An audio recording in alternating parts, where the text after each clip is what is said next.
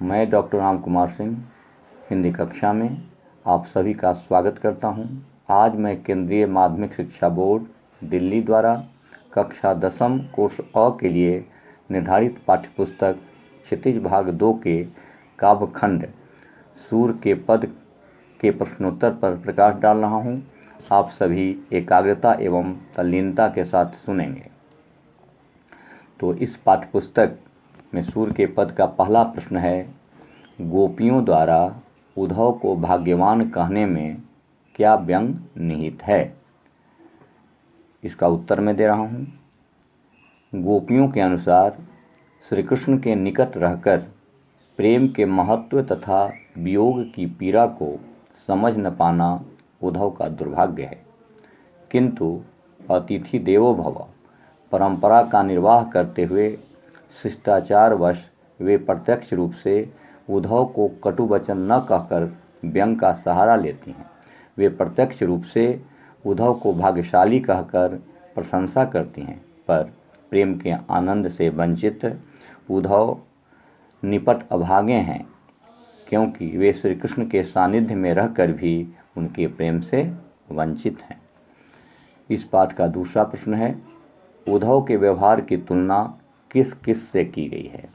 उत्तर है, उद्धव के व्यवहार की तुलना जल में निमग्न रहकर भी उससे निर्लिप्त रहने वाले कमल के पत्तों से तथा जल बूंदों से अप्रभावित रहने वाली तेल की गागर से की है।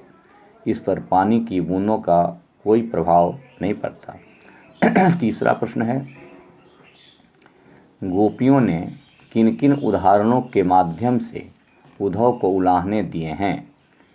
तो इसका उत्तर है, ज्ञानी उद्धव बड़े विश्वास के साथ गोपियों की विरह की अग्नि शांत करने और उन्हें निर्गुण ब्रह्म तथा योग साधना का संदेश देकर उनकी सहायता करने आए थे, लेकिन गोपियों ने उन्हीं पर व्यंग की बौछार कर दी। जल में रहने वाले कमल के पत्ते तथा तेल की गागर की तरह उद्धव पर भी श्री कृष्ण के प्रेम का प्रभाव नहीं पड़ा। उन्होंने अपने नीरस स्वभाव के कारण कृष्ण प्रेम रूपी नदी में स्वयं को निमग्न नहीं किया, इसलिए वे व्यंग रूप में उन्हें भाग्यशाली कहकर उनका उपहास करती हैं। गोपियों के अनुसार योग संदेश के योग्य वही हो सकता है जिनका मन चक्री की तरह चंचल तथा अस्थिर हो। इस पाठ का अगला प्रश्न है, उद्धव द्वारा दिए गए योग के संदेश ने गोपियों की विरह की अग्नि में घी का काम कैसे किया। तो इसका उत्तर है, एक तो पहले ही गोपियां कृष्ण की विरह की अग्नि में जल रही थीं। उद्धव ने ज्ञान योग का संदेश देकर उनकी विरहाग्नि को बढ़ाकर उसमें घी डालने का काम किया। उद्धव के योग संदेश से गोपियों की विरहाग्नि बढ़ गई, क्योंकि उन्हें विश्वास हो गया कि अब श्री कृष्ण उनके पास नहीं आएंगे।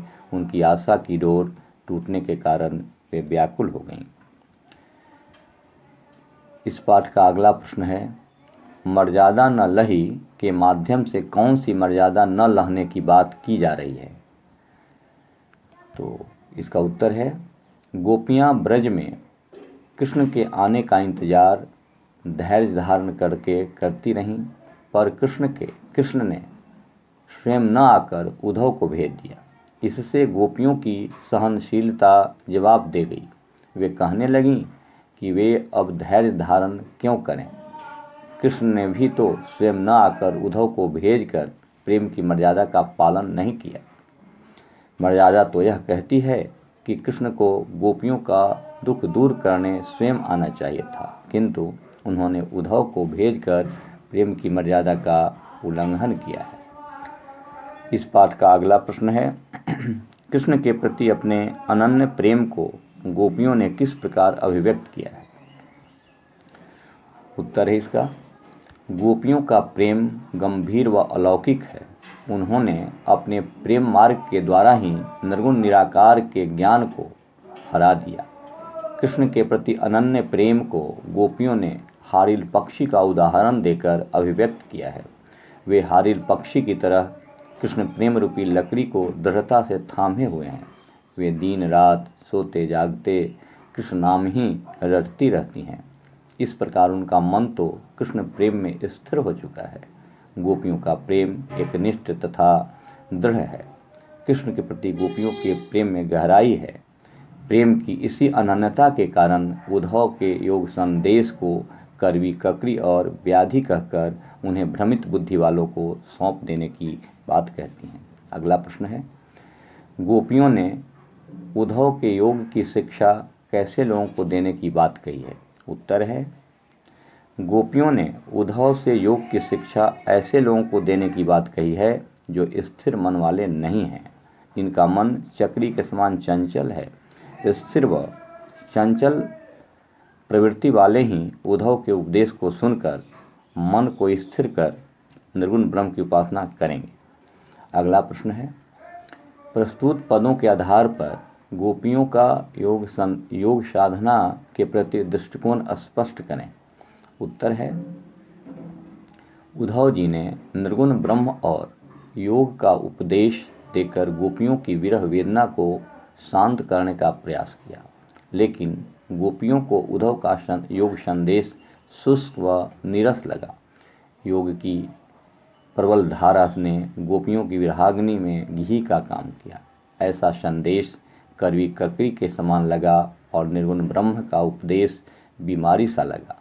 इन उदाहरणों से स्पष्ट है कि गोपियों का योग साधना के प्रति दृष्टिकोण अवांछनीय ही रहा। अगला प्रश्न, गोपियों के अनुसार राजा का धर्म क्या होना चाहिए?